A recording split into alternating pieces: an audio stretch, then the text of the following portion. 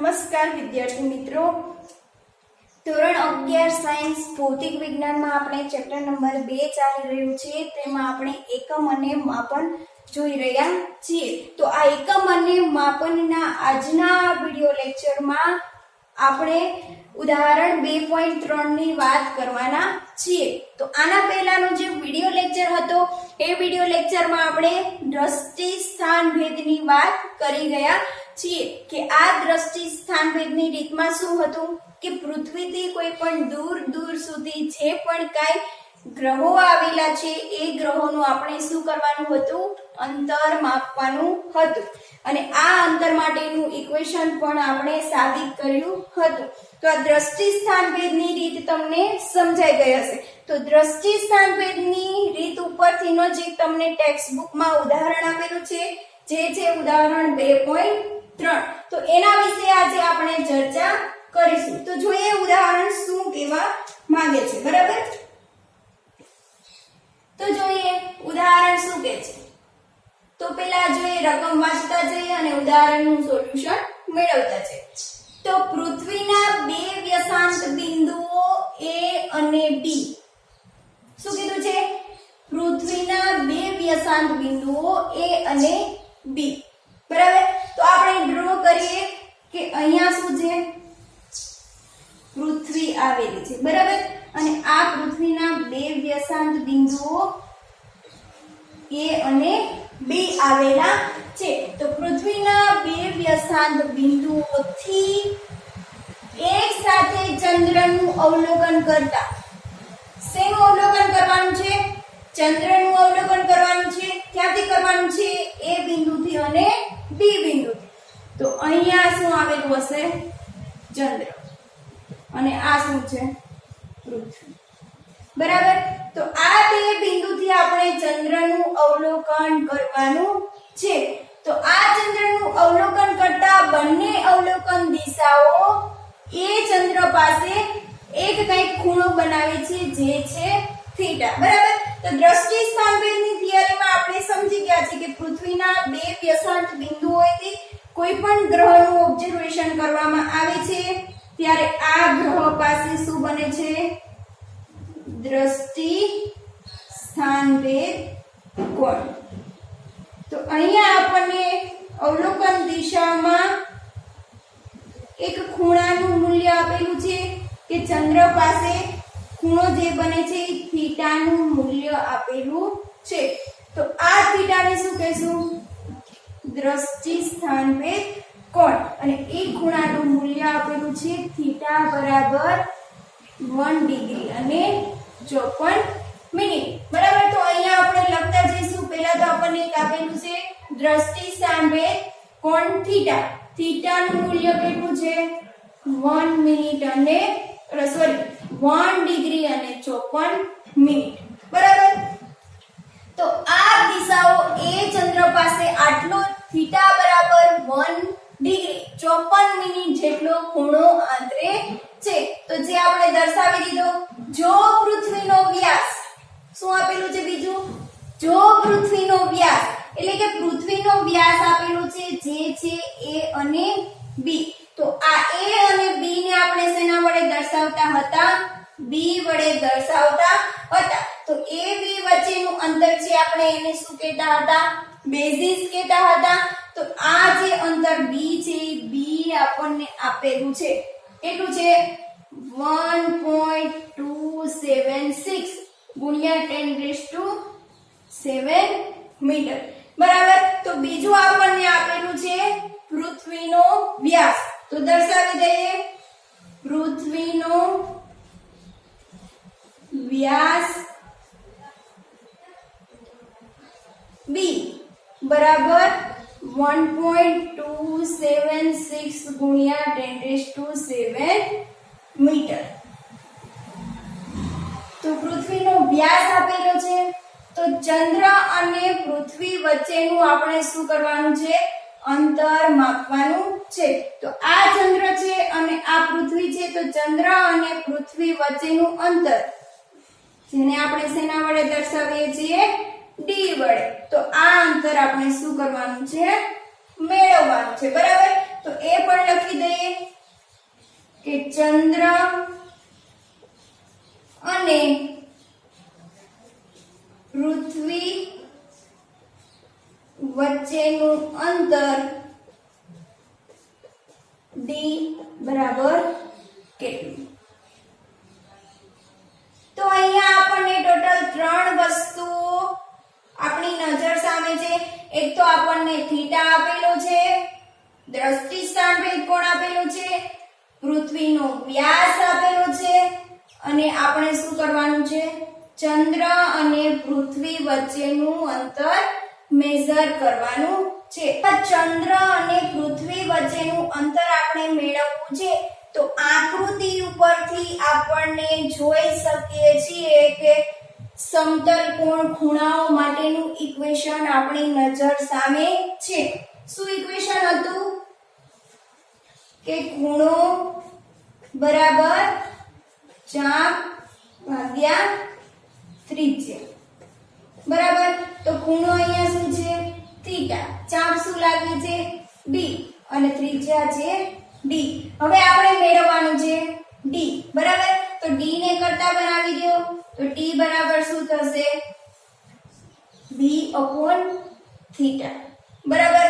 તો હવે b ની વેલ્યુ આપણને આપેલી છે. b શું છે, પૃથ્વીનો વ્યાસ. તો b આપણને આપેલો છે અને થીટા નું મૂલ્ય પણ આપણને આપેલું છે.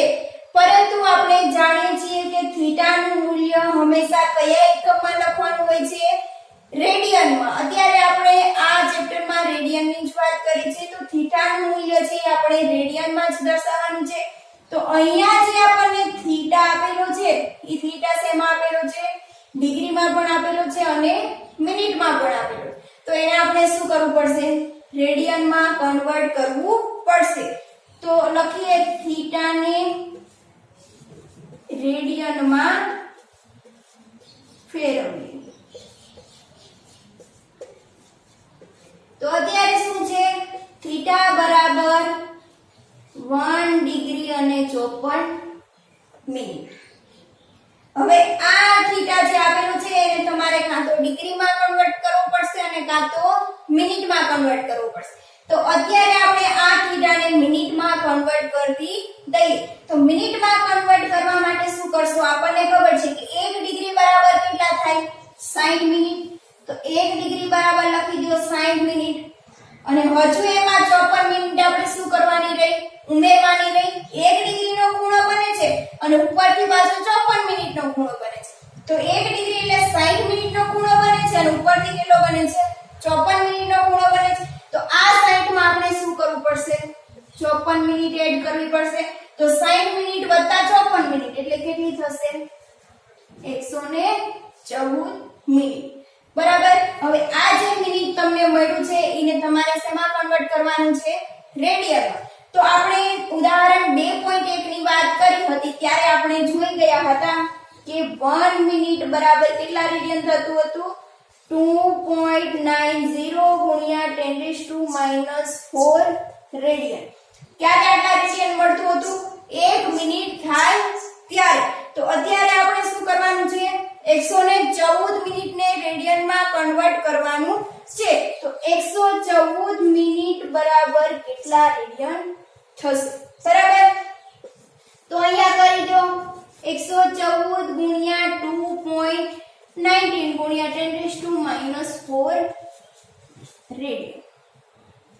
તો હવે આનો આન્સર તમને શું મળશે, 330.9. 114 ગુણ્યા 2.9 કરો એટલે શું મળશે, 330.9 ગુણ્યા 10⁻⁴ રેડિયન બરાબર થીટા. તો આ થીટા છે એ તમને રેડિયનમાં મળી ગયું, 330.9 ગુણ્યા 10⁻⁴ રેડિયન. હવે b પણ આપણી પાસે છે અને થીટા પણ આપણી પાસે છે. તો બંનેની વેલ્યુ તમે ઇક્વેશનમાં મૂકી દો. તો હવે અહીંયા જોઈએ આપણે શું છે, d બરાબર b ના છેદમાં થીટા. હવે બંનેની વેલ્યુ મૂકતા d શું આપેલું છે, 1.276 ગુણ્યા 10⁻⁷. બરાબર, અને થીટાનું મૂલ્ય આપેલું છે 330.9 ગુણ્યા 10⁻⁴.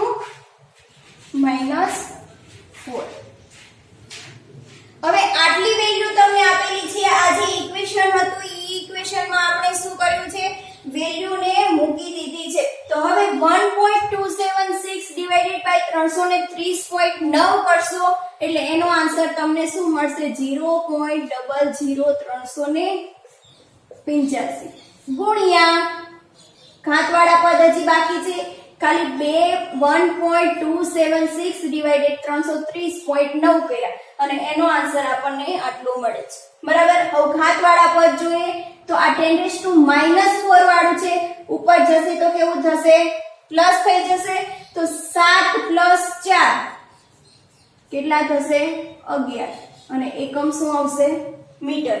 કેમ મીટર, અહીંયા શું માપીએ છીએ, અંતર માપીએ છીએ. બરાબર, તો હવે અહીંયા જે છે પોઈન્ટ વાળું પદ છે એને આપણે શું કરવું છે, દૂર કરવું છે. તો પોઈન્ટ જ્યારે આપણે દૂર કરવો હોય અને જો જમણી બાજુ જવું હોય તો ઘાતમાં શું થાય, ઘટાડો, અને પોઈન્ટની જો ડાબી બાજુ જવું હોય તો ઘાતમાં શું થાય, વધારો. અત્યારે આપણે ક્યાં જવાનું છે, જમણી બાજુ જવાનું છે. તો જમણી બાજુ જવા માટે ઘાતમાં શું થશે, ઘટાડો. હવે કેટલા પોઈન્ટ જવાનું છે, 1 2 અને 3 પોઈન્ટ આપણે આગળ વધવાનું છે. તો ઘાતમાં કેટલા પોઈન્ટ ઘટશે, 3. તો આન્સર શું આવશે, 3.85 ગુણ્યા 10⁸ મીટર. બરાબર, તો જે તમને મળી ગયું છે, શું મેળવવાનું કીધું હતું, ચંદ્ર અને પૃથ્વી વચ્ચેનું અંતર. તો અત્યારે આપણને મળી ગયું છે પૃથ્વી અને ચંદ્ર વચ્ચેનું અંતર. બરાબર, તો દ્રષ્ટિ સ્થાનભેદના રિલેટેડ જે ઉદાહરણ 2.3 આપેલું હતું એને તમને સમજમાં આવી ગયું હશે કે આપણે પૃથ્વી અને ચંદ્ર વચ્ચેનું અંતર કેવી રીતે મેઝર કરી શકીએ છીએ. હવે આના પછી આપણે વાત કરીશું કે ગ્રહના કોણીય વ્યાસ વિશે, કે જેવી રીતે આપણે પૃથ્વીથી કોઈ પણ ગ્રહોનું અંતર માપી શકીએ છીએ એવી જ રીતે પૃથ્વી પરના કોઈ પણ એક બિંદુથી આપણે કોઈ પણ ગ્રહોનો શું માપી શકીએ છીએ, વ્યાસ પણ માપી શકીએ છીએ. તો એ આપણે આ થિયરી સમજશું હવે આના પછી, ગ્રહનો કોણીય વ્યાસ માપવો. હવે આપણે ગ્રહના કોણીય વ્યાસ વિશેની વાત કરીએ. તો જોઈએ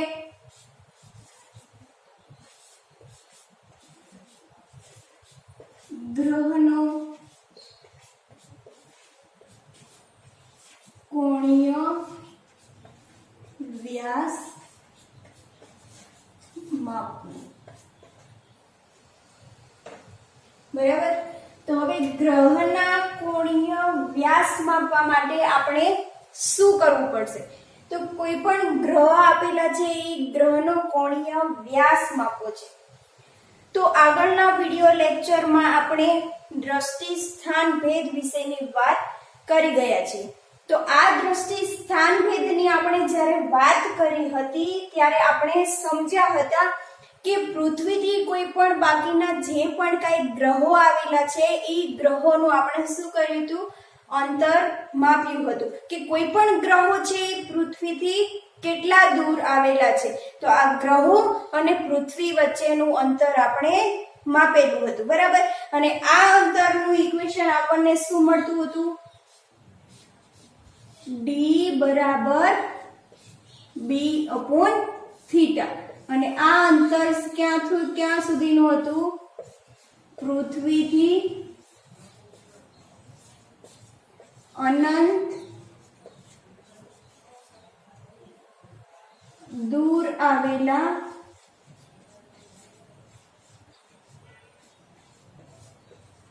ગ્રહનું અંતર.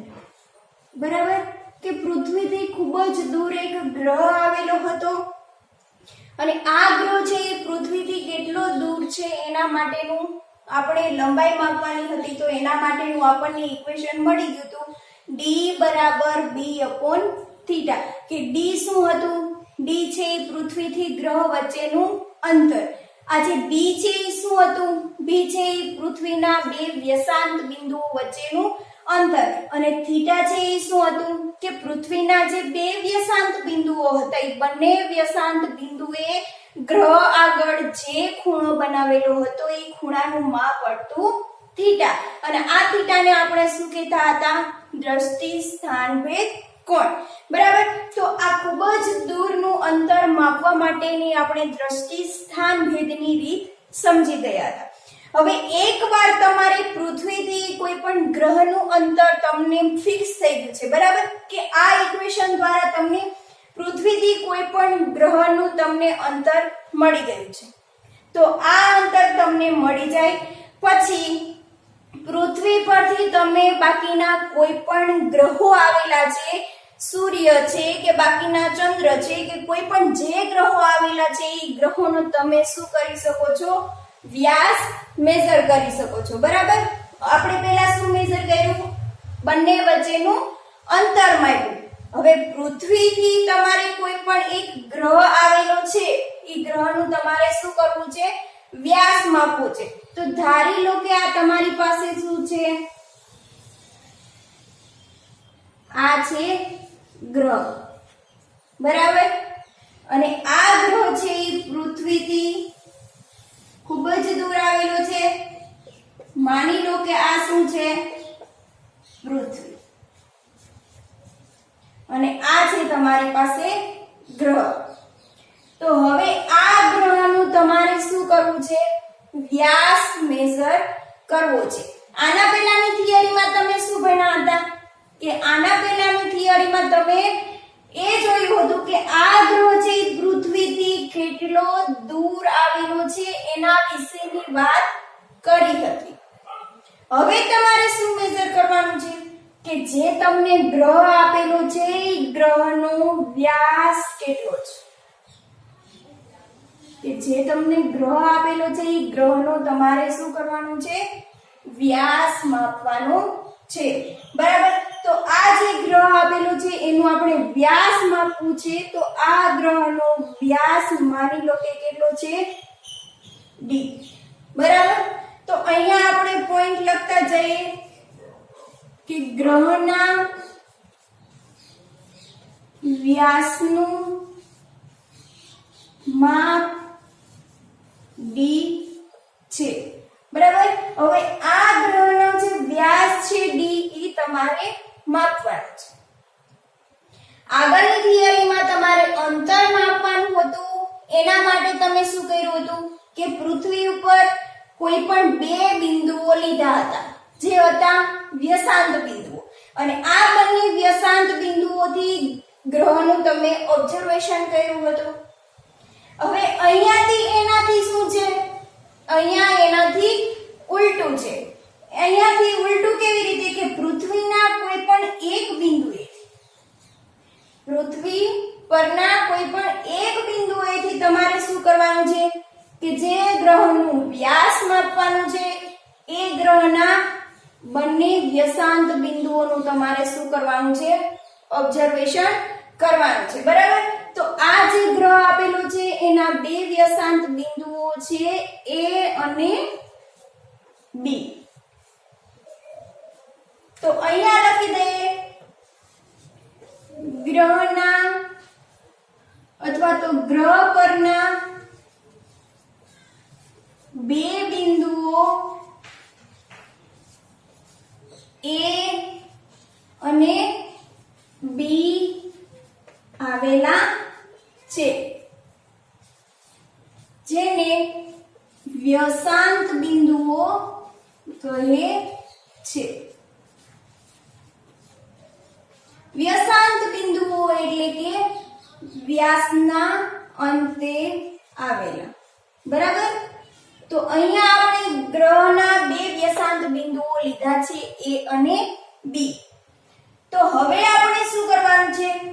કે આ ગ્રહનો વ્યાસ મેળવવા માટે પૃથ્વી પરના કોઈ એક બિંદુથી ગ્રહના બંને વ્યસાંત બિંદુઓનું આપણે શું કરવાનું છે?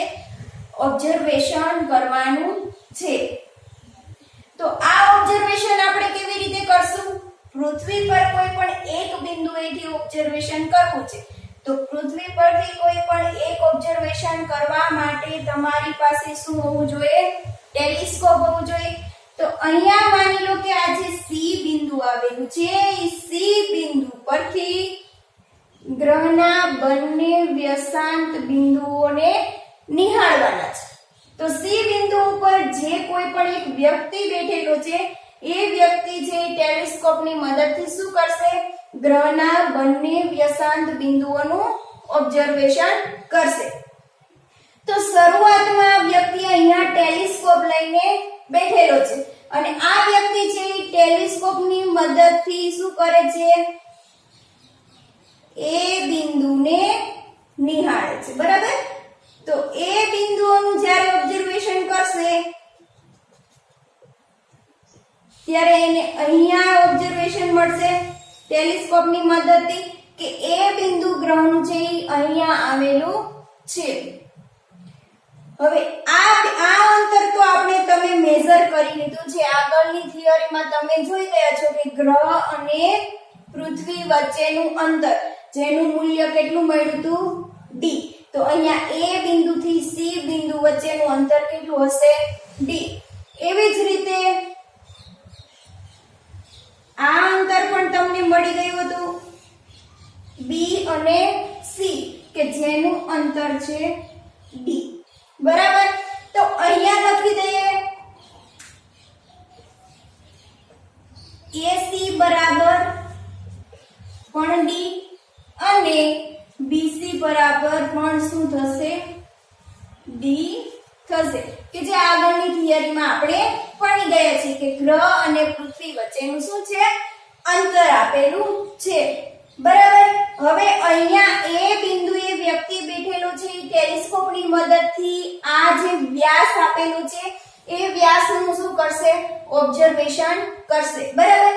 હવે અત્યારે જે ગ્રહ આપેલો છે એ ગ્રહનો વ્યાસ તમને કેવો જોવા મળે છે? તો આ જે વ્યાસ છે એ કેવો છે? રેખીય વ્યાસ।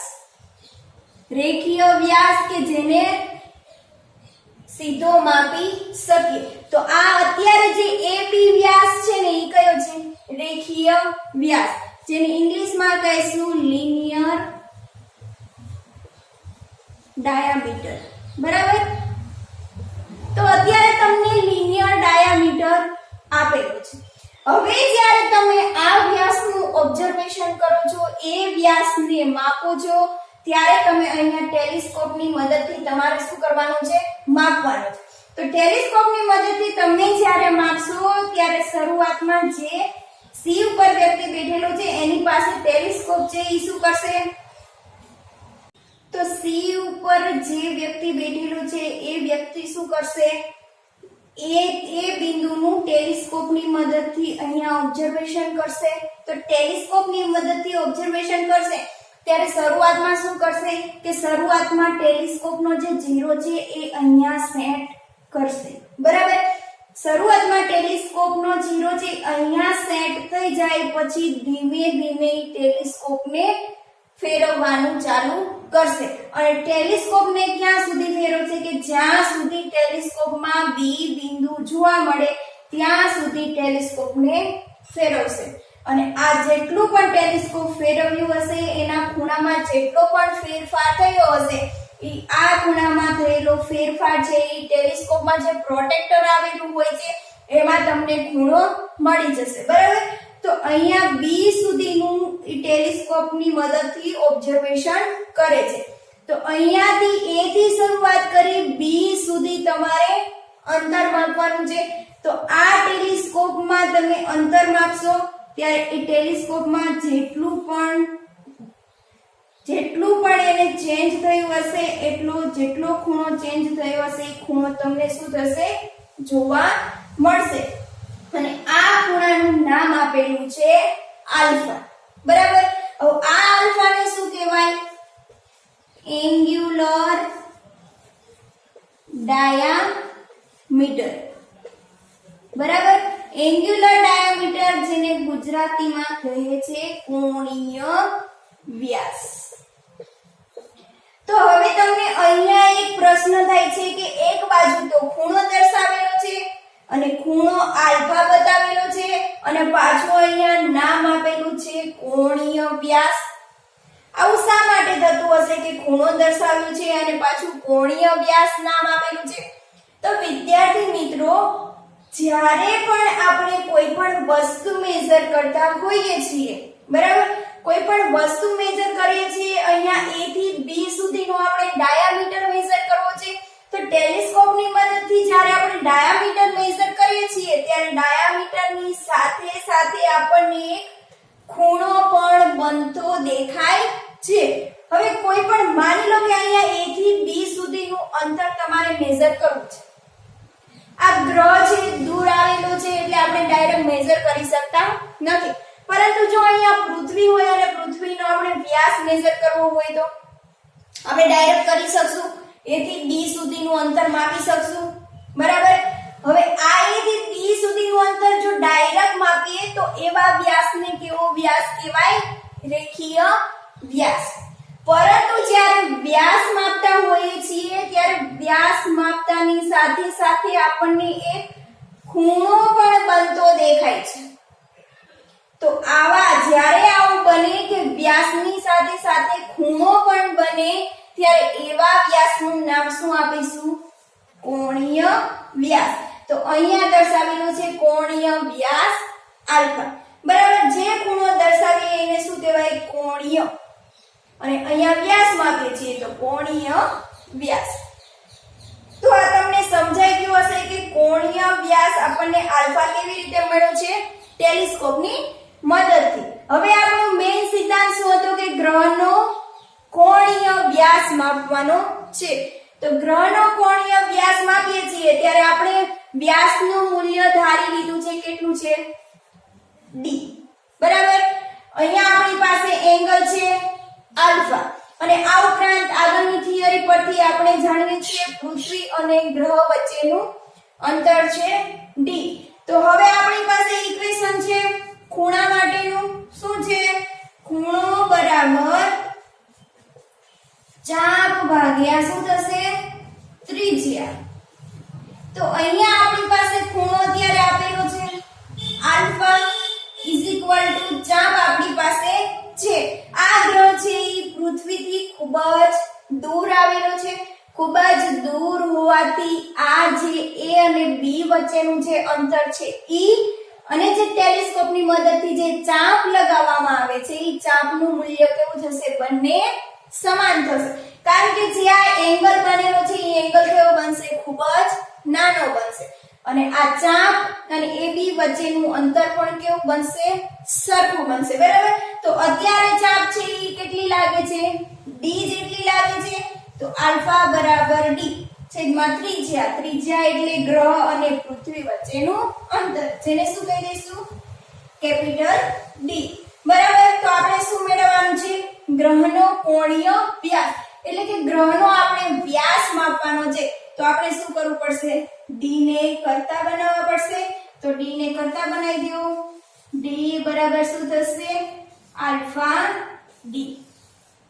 તો આ સૂત્રની મદદથી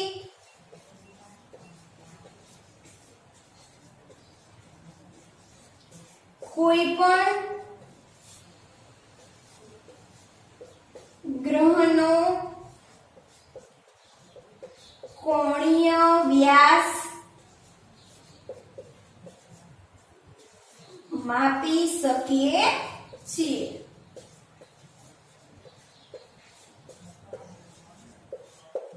બરાબર.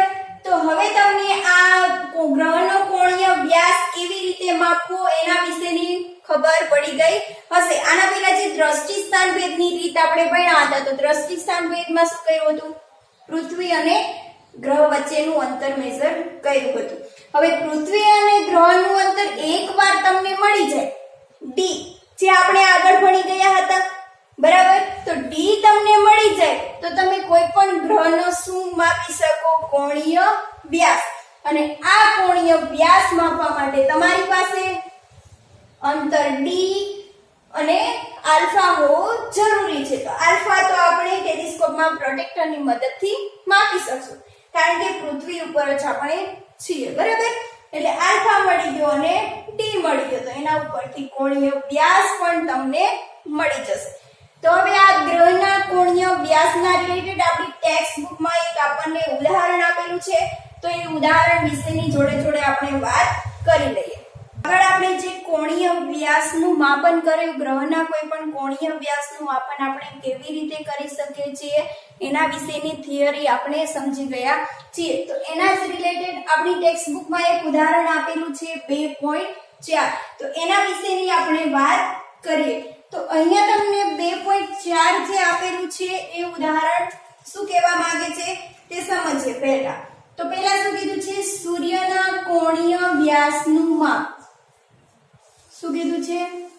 સૂર્યના કોણીય વ્યાસનું માપ, બરાબર. તો કોઈ પણ ગ્રહ આપેલો છે, અત્યારે આપણને શું આપેલું છે? સૂર્ય આપેલો છે. તો આ સૂર્યના કોણીય વ્યાસનું માપ, તો કોઈ પણ ગ્રહના કોણીય વ્યાસનું માપ આપણે શેના વડે દર્શાવીએ છીએ? આલ્ફા વડે દર્શાવીએ છીએ. તો ઈ કોણીય વ્યાસ આપણને આપેલું છે 1920 સેકન્ડ, 1920 સેકન્ડ, બરાબર. કે કોણીય વ્યાસનું માપ છે. આ વ્યાસ શેનું છે? કોણીય વ્યાસનું માપ સૂર્યના કોણીય વ્યાસનું માપ, બરાબર. હવે સૂર્ય અને પૃથ્વી વચ્ચેનું અંતર d, કે સૂર્ય છે અને આ શું છે? પૃથ્વી. તો સૂર્ય અને પૃથ્વી વચ્ચેનું જે અંતર d છે, d આપણને આપેલું છે. તો એ d નું મૂલ્ય કેટલું છે? 1.496 ગુણ્યા 10⁻11 મીટર. તો d આપણને આપેલું છે. તો મેળવવાનું શું છે? સૂર્યનો વ્યાસ. એટલે કે આ સૂર્યનો વ્યાસ ક્યાંથી ક્યાં સુધી થશે? a થી b બિંદુ સુધી, કે d આપણે શું કરવાનું છે? મેળવવાનું છે. તો અહીંયા લખતા જઈએ કે સૌથી પહેલા આપણને આલ્ફાનું એટલે કે કોણીય વ્યાસનું મૂલ્ય આપેલું છે 1920 સેકન્ડ. તે પછી આપણને આપેલું છે પૃથ્વી અને સૂર્ય વચ્ચેનું અંતર d, કેટલું આપેલું છે? 1.496 ગુણ્યા 10⁻11 મીટર. અને આપણે મેળવવાનું શું છે? ગ્રહનો કોણીય વ્યાસ, કે જેને t વડે દર્શાવીએ છીએ, તે આપણે શું કરવાનું છે? મેળવવાનું છે. તો જ્યારે આપણે થિયરી સમજ્યા હતા ગ્રહના કોણીય વ્યાસનું માપન, એના માટે આપણે ગ્રહના કોણીય વ્યાસ d ને કરતા બનાવીને આપણે શું કર્યું હતું? ઇક્વેશન મેળવ્યું હતું. તો ઇક્વેશન ડાયરેક્ટ અહીંયા લાગુ પાડી દઈશું. d બરાબર શું હતું? Alpha d. આલ્ફા છે એ શું છે? કોણીય વ્યાસ. પરંતુ આપણે જાણીએ છીએ કે ખૂણાનું મૂલ્ય આપણે હંમેશા શેમાં લેવાનું હોય છે? રેડિયનમાં, બરાબર. તો 1920 સેકન્ડ છે એને આપણે શેમાં કન્વર્ટ કરવું પડશે? રેડિયનમાં કન્વર્ટ કરવું પડશે. તો પહેલા આપણે એને રેડિયનમાં કન્વર્ટ કરી દઈએ, બરાબર. તો 1920 ને આપણે રેડિયનમાં કન્વર્ટ કરીએ તો ઉદાહરણ 2.1 માં આપણે જોઈ ગયા હતા કે 1 સેકન્ડ બરાબર કેટલા રેડિયન થતું હતું? 4.84 ગુણ્યા 10⁻6 રેડિયન, બરાબર. તો અહીંયા કેટલી સેકન્ડ આપેલી છે? 1920. તો 1920 સેકન્ડ બરાબર કેટલા? હવે અહીંયા ત્રિરાશિ મૂકી દો. તો ત્રિરાશિમાં શું થશે? 1920 ગુણ્યા 4.84 ગુણ્યા 10⁻6 રેડિયન, જે આપણને શું મળશે? થીટાનું મૂલ્ય રેડિયન, બરાબર. તો આનો તમે ગુણાકાર કરશો 1920 ગુણ્યા 4.84 ગુણ્યા 10�6, તો એનો આન્સર તમને કેટલો મળશે? થીટા બરાબર 9.31 ગુણ્યા 10⁻3 રેડિયન. તો આ જે તમને આલ્ફા કે કોણીય વ્યાસ આપેલો છે એને આલ્ફા વડે દર્શાવીશ. તો આ આલ્ફાનું મૂલ્ય તમને રેડિયનમાં મળી ગયું. હવે d તમને આપેલો છે, તો હવે બંને વેલ્યુ મૂકી દો. આલ્ફા કેટલું આપેલું છે? 9.31 ગુણ્યા 10⁻³ અને ગુણ્યા d કેટલું આપેલું છે 1.496 ગુણ્યા 10⁻11 મીટર। તો હવે આ બંનેનો તમે ગુણાકાર કરશો તો તમને આન્સર શું મળશે 1.39 ગુણ્યા 10⁹ મીટર। બરાબર। તો આ તમને મળી ગયો સૂર્યનો વ્યાસ। કે જેવી રીતે ગ્રહના કોણીય વ્યાસમાં આપણે જે સૂત્ર સાબિત કર્યું હતું એ જ સૂત્ર આપણે મૂકવાનું છે અને આલ્ફા અને ડી ની બંનેની વેલ્યુ મૂકવાની છે અને એના પરથી તમને આન્સર મળશે d બરાબર 1.39 ગુણ્યા 10⁹ મીટર। તો આ તમારે ઉદાહરણ 2.4 વિશેની વાત થઈ।